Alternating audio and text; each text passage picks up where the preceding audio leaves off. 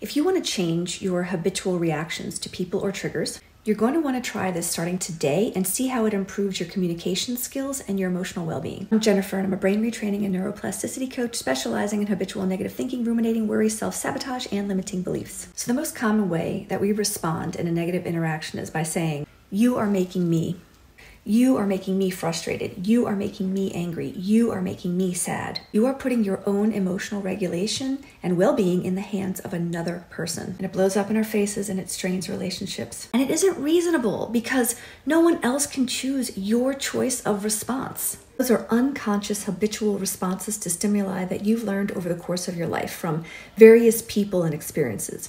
But they're yours nonetheless, and they are unique to you. I know it's easier to point blame at others, but until we take responsibility for our own emotional regulation, we can't have the power and control over our emotional states and reactions that we so desperately want to have, that would offer us the peace and happiness we're looking for. And the good news is that because these habituated responses are learned, they can also be unlearned.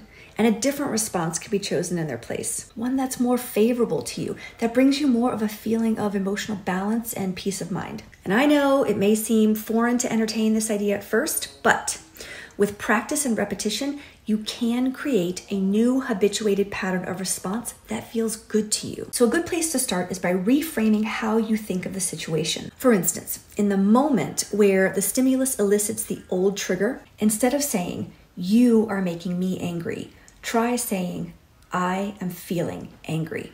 Instantly, your brain understands that you are taking responsibility, which means you have choice. From there, support yourself by redirecting your brain away from that situation momentarily until you get to a place of calm neutrality. This is exactly what I teach my clients to do. From there, more possibilities become clearer to you, and you can make new choices about the possible next steps. I'm not saying this is an easy button solution.